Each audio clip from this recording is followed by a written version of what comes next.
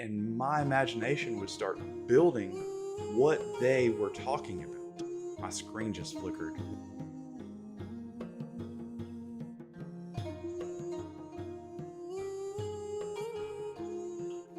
Hey, welcome back to Uncivilized Rebirth. You are my mission. The reason I say that is because I have spent so much of my 42 years in life going through ridiculous traumas and then working on recovering from those, trying to figure out how to navigate that. And in doing that, I've learned so many things. And I just want to share that with other people that can learn from me. So either you will have skills to navigate or to avoid things. Because life here is brutal and pretty horrible, in my opinion. But it's like we have to make the best of it, actually. And that becomes an internal thing. And for me, internally, it's controlling my mind. Am I going to let the outside world ruin my internal peace, ruin my mind? And what I've learned is that a lot of that comes down to our imagination of the future, like what's going to happen, and just catastrophizing. I may be saying that wrong, but just creating the scenarios where things go horribly wrong because they've gone wrong in the past. And most of the time, those things that we make up in our mind never happen. And then another thing about controlling our mind is making sure nobody gets a foothold in our mind.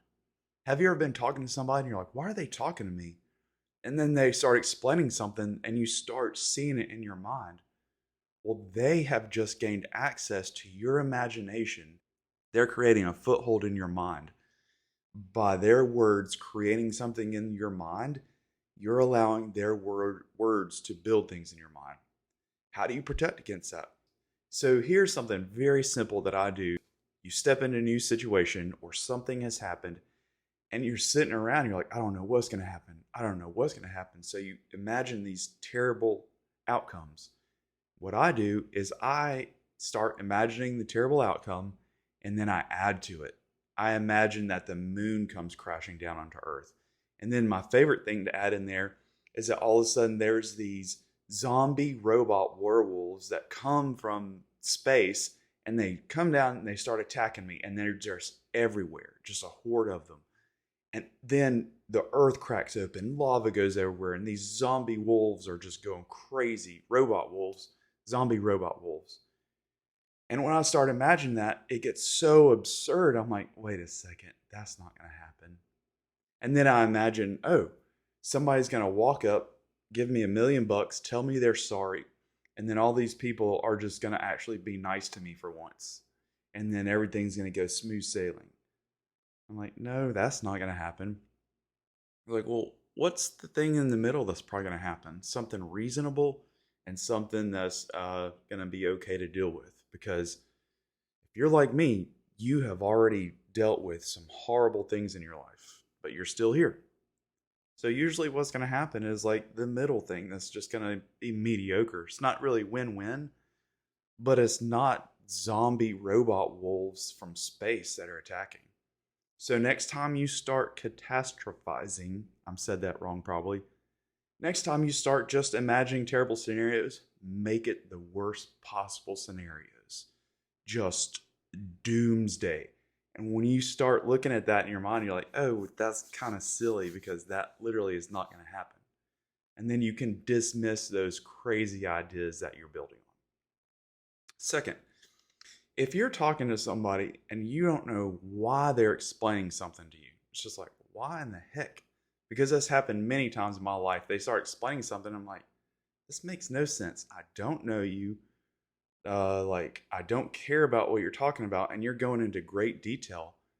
I started analyzing that and my imagination would start building what they were talking about. My screen just flickered. Weird. And they started building what they're, 444. And I realized that I was like, wait a second. I don't like this. I don't want to imagine this and I don't care about this subject. So what I challenge you with is if you ever have that happen, to prevent a foothold from being created in your mind or somebody using their words to hijack your imagination, do this. Draw a triangle in your mind. Start at the top, boom, boom, like go down to the sides and create at the bottom. You can even create a three-dimensional lined pyramid. And when you start doing this, you're ignoring their words and you're focusing on your own imagination and your mind, and you're maintaining control of it. Because so much in this world is people wanting to control us in our mind, as in making us scared or making us fearful or just filling up our mind with useless stuff that just doesn't matter. And then I'll end with this. So your mind is your territory. Like, it's yours. Nobody should be able to put words in it and control it at all. And to do that, you have to get to a point where words don't matter unless you choose that they matter. Because you are a spirit attached to a body, and this is your mind and your brain, and it's not anybody else's whatsoever. You're given the autonomy of your creativity, of your imagination, of all of your emotions. But so many times when you get all this internal input, it just gobbles up the brain from the inside. And you don't, and no, I'm not going to tell you what to do or what not to do. But in my opinion, I truly feel that somebody having control over my imagination and my creativity is not good. So I'm just not even going to allow that to happen. I hope this helps. Just to recap, like, imagine crazy scenarios when you're thinking of things that could go wrong. Add on to it. Make it as horrible as possible. Then you will giggle and realize that won't happen. And then to create your mental barriers preventing people's words from getting in your mind, just draw those triangles. Start drawing triangles. Because nobody says that you are obligated to listen to some random stranger and they all of a sudden gain control of your imagination. Gain control of your mind. Your life will change. Roadhouse, Spiritual Hard.